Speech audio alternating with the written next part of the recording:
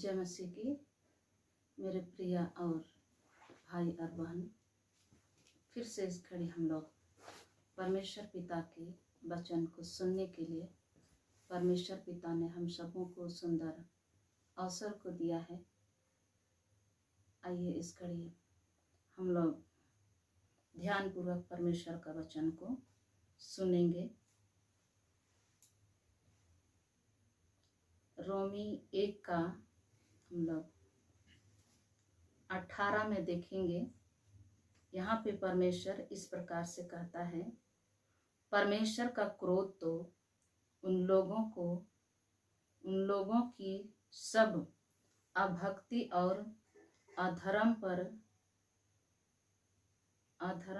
स्वर्ग से प्रकट होता है, जो सत्य को अधर्म से दबाए रखते हैं। जैसे कि यहाँ पर परमेश्वर हम सब से कहते हैं कि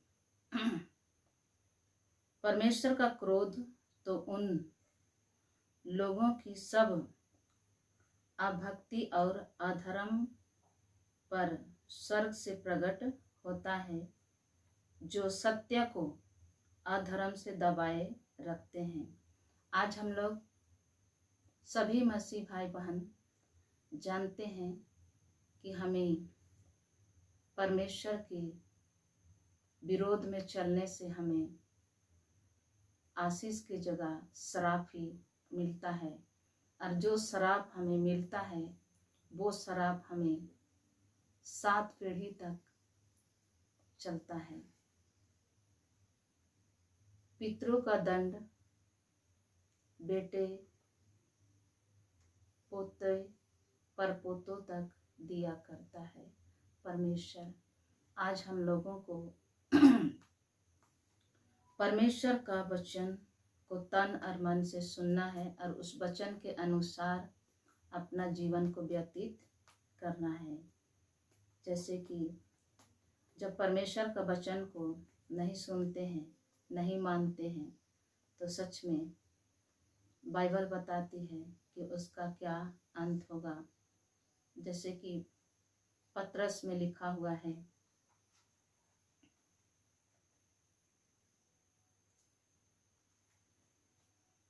पहला पत्रस 4:17 में, क्योंकि वह समय आ पहुंचा है कि पहले परमेश्वर के लोगों का न्याय किया जाए, और जबकि न्याय का आरंभ हम ही से होगा तो उनका क्या अंत होगा, जो परमेश्वर के सुसमाचार को नहीं मानते हैं। सच में मेरे प्रिय भाई और बहन, जैसे कि अभी हम लोग पढ़ रहे थे रोमी में पढ़ रहे थे कि 1:18 में, परमेश्वर का क्रोध तो उन लोगों की सब अभक्ति और अधर्म पर स्वर्ग से प्रकट होता है, जो सत्य को अधर्म से दबाए रखते हैं। आज हम लोग सत्य को, सच को जानकर भी हम लोग उसके अनुसार नहीं चलते हैं, और सच में परमेश्वर का क्रोध हम लोगों के ऊपर में भड़कता है। जैसे कि पहला पत्रस 4:17 में इस प्रकार से परमेश्वर कहता है, क्योंकि वह समय आ पहुंचा है कि पहले परमेश्वर के लोगों का न्याय किया जाए, और जबकि न्याय का आरंभ हम ही से होगा तो उनका क्या अंत होगा, जो परमेश्वर के सुसमाचार को नहीं मानते हैं। आज हम लोग सुसमाचार को नहीं मानकर हम अपने आप में सच में क्रोध कमा रहे हैं। आज हम लोग आशीष की जगह में हम लोग क्रोध कमा रहे हैं। जैसे कि उत्पत्ति में लिखा हुआ है, उत्पत्ति 6:5 में, यहोवा ने देखा कि मनुष्य की बुराई पृथ्वी पर बढ़ गई है और उनके मन के विचार में जो कुछ उत्पन्न होता है वह निरंतर बुरा ही होता है। तो परमेश्वर आज हम लोगों के मनों को जांचता है और परखता है और देखता है कि मनुष्यों के मन में जो कुछ भी उत्पन्न हो रहा है वो सब बुरा ही हो रहा है, जिसके कारण से परमेश्वर का क्रोध भड़क रहा है। जैसे कि अभी हम लोगों ने रोमी में पढ़ा, रोमी 1:18 में, परमेश्वर का क्रोध तो उन लोगों की सब अभक्ति और अधर्म पर स्वर्ग से प्रकट होता है जो सत्य को अधर्म से दबाए रखते हैं। आज हम लोग सच्चाई को जानकर हम लोग परमेश्वर को महिमा अच्छी रीति से नहीं देते हैं, जिसके कारण से परमेश्वर क्रोधित हो रहा है। जैसे कि भजन संहिता में कहता है,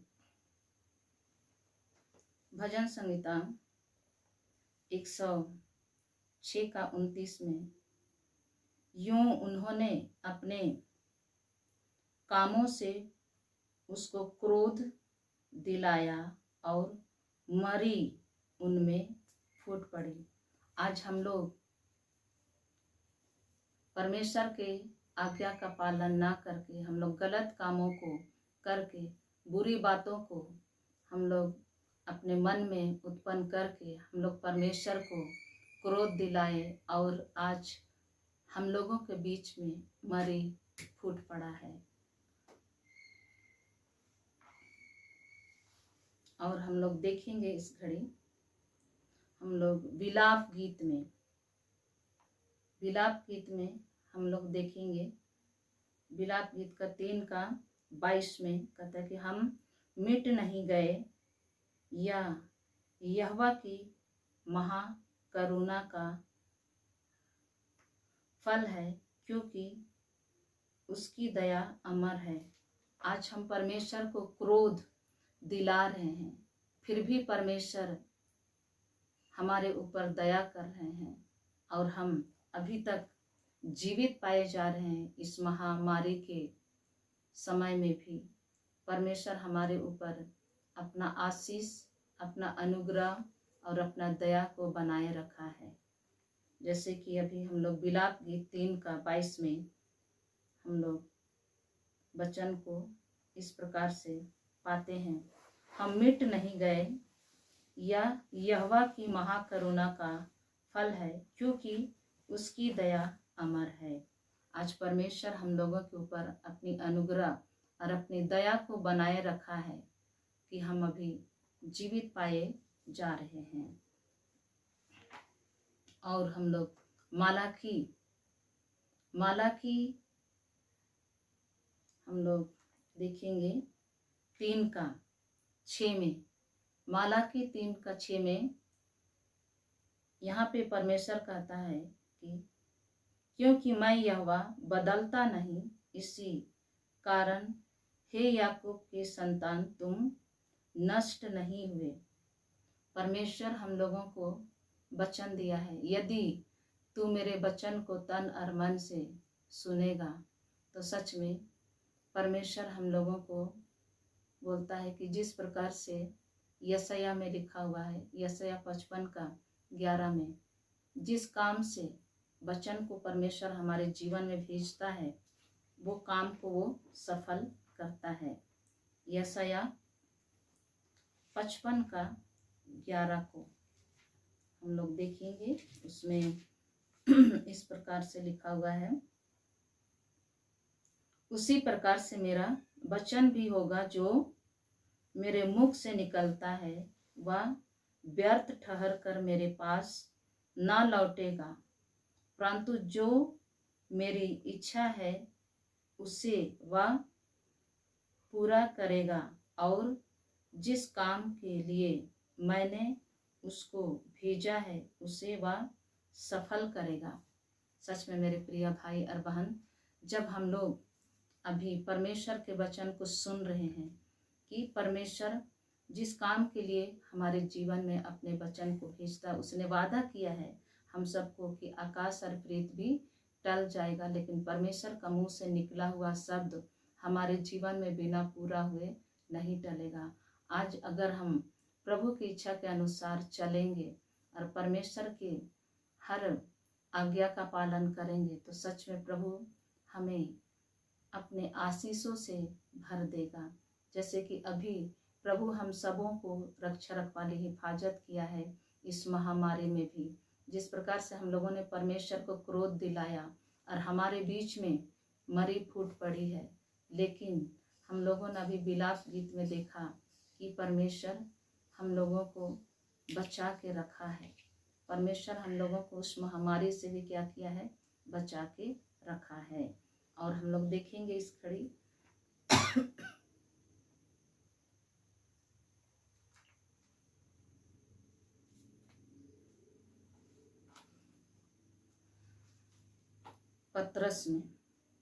पतरस में हम लोग देखेंगे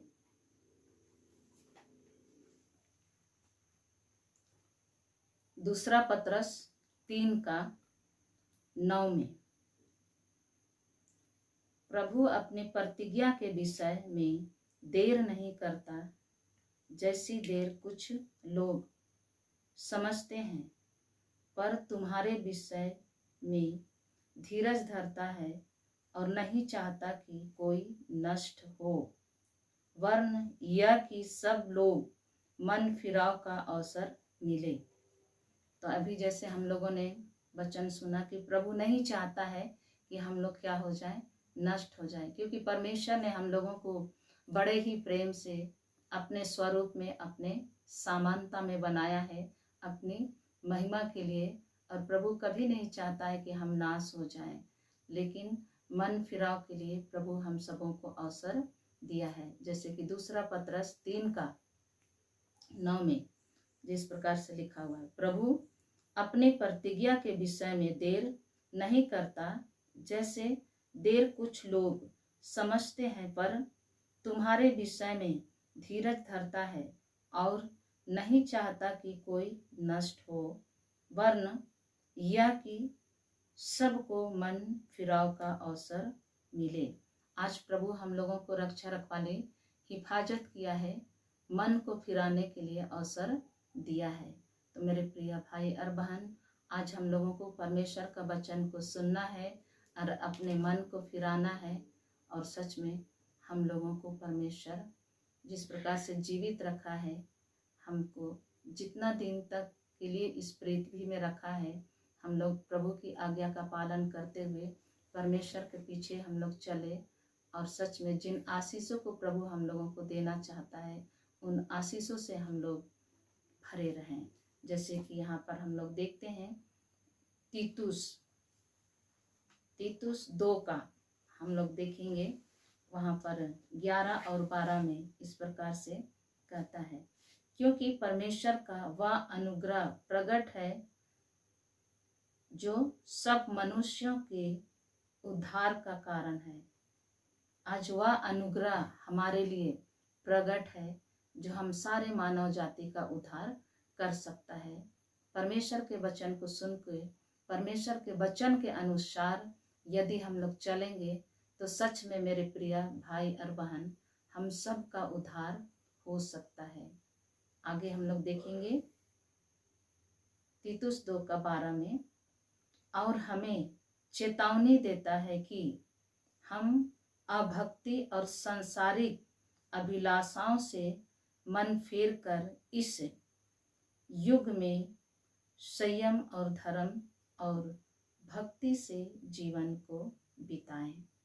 परमेश्वर हमें साजेशन भी देता है, जैसे तीतुस 2:12 में, और हमें चेतावनी भी देता है कि हम अभक्ति और सांसारिक अभिलाषाओं से मन को फेर कर इस युग में संयम और धर्म और भक्ति से जीवन को बिताएं, ताकि हम परमेश्वर के वचन के अनुसार हम उन आशीषों को प्राप्त करें जो प्रभु हमें देना चाहता है। तो इस वचन के द्वारा प्रभु हम सभी को आशीष देवे। और सच में मेरे प्रिय भाई और बहन, हम लोग वचन को सुनकर, एक कान से सुनकर दूसरी कान से निकालने वाला नहीं, लेकिन जो वचन को हम लोग सुनते हैं उस वचन को मनन चिंतन करें और उस वचन के अनुसार अपने जीवन को हम लोग चलाएं, क्योंकि वचन के अनुसार ही हम लोगों का न्याय होगा। जैसे कि यूहन्ना 12 का 47 से 49 में लिखा हुआ है कि प्रभु हम लोगों को यहाँ पे जो वचन को हम लोगों को दिए हैं, उस वचन को यीशु मसीह कहता है कि मैं अपनी ओर से नहीं कहता हूँ, जो कुछ मैं पिता की ओर से सुनता हूँ वही कहता हूँ। और परमेश्वर हमें ये भी कहता है कि हम सब परमेश्वर के वचन के अनुसार जीवन बिताएं और उन आशीषों को प्राप्त करें, जो उन आशीषों को प्रभु हम लोगों को देना चाहता है, हम सबको और हमारे बाल बच्चों को भी देना चाहता है। जैसे कि व्यवस्था विवरण 30 का 19 में लिखा हुआ है कि आकाश और पृथ्वी को हमारा साक्षी बनाता है और हमारे आगे में जीवन और मरण, आशीष और श्राप दोनों को रखा है। और परमेश्वर हम सबको सजेशन देता है कि तू जीवन ही को चुन ले कि तू और तेरा वंश दोनों जीवित रहे।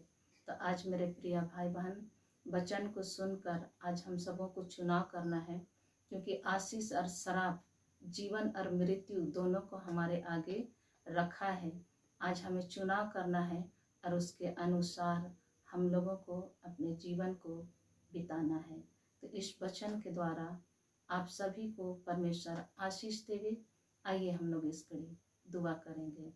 Hallelujah hallelujah hallelujah hallelujah hallelujah hallelujah hallelujah hallelujah. मेरे महान अनुग्रहकारी जीवित और सामर्थ्य खुदावन परमेश्वर, पवित्र परमेश्वर, राजाओं के राजा, प्रभु के प्रभु खुदावन परमेश्वर, इस घड़ी पिता परमेश्वर आपको हृदय से धन्यवाद देते हैं। पिता परमेश्वर, प्यारे प्रभु, जो हमारे लिए पिता परमेश्वर आपने प्यारे प्रभु जो वचन को पिता परमेश्वर प्यारे प्रभु जी हमारे बीच में, हमारे समक्ष में पिता परमेश्वर दिया। प्रभु हमारे पिता परमेश्वर जीवन के लाभ के लिए पिता परमेश्वर हमें पिता परमेश्वर आज चुनाव करना है। प्रभु पिता परमेश्वर कि प्रभु हम पिता परमेश्वर आपने हमारे आगे प्रभु आशीष और श्राप और जीवन और मृत्यु दोनों को रखा है। प्रभु पिता परमेश्वर आज हमें चुनाव करने के लिए कहते हैं। प्रभु जीवन ही को चुन ले कि तू और तेरा वंश दोनों जीवित रहे। प्रभु आपको हृदय से धन्यवाद देते हैं प्रभु, सुंदर साजेशन के लिए, सुंदर वचन के लिए प्रभु आपको हृदय से धन्यवाद देते हैं प्रभु।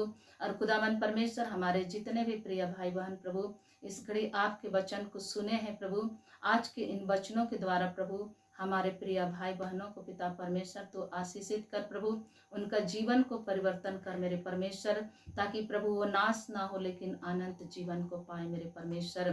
क्योंकि पिता परमेश्वर आपने जगत से ऐसा प्रेम किया प्रभु कि आपने अपना इकलौता पुत्र को दिया, ताकि जो कोई उस पर विश्वास करेंगे वो नाश नहीं होंगे लेकिन अनंत जीवन को पाएंगे। प्रभु आज जितने भी मेरे प्रिय भाई बहन इस घड़ी इस वचन को सुना प्रभु पिता परमेश्वर, उन तमाम भाई बहनों के देव प्राणात्मा को प्रभु आपके हाथों में सौंपते हैं प्रभु, वे भी पिता परमेश्वर नाश ना हो लेकिन अनंत जीवन को प्राप्त करें मेरे राजा। हालेलुया। धन्यवाद करते हैं प्रभु, धन्यवाद के साथ वो प्रार्थना हमारे उद्धार करता यीशु मसीह के नाम से मांगते हैं प्रभु जी, सुनिए और दया से ग्रहण कीजिए। आमीन। सबों को जय मसीह की।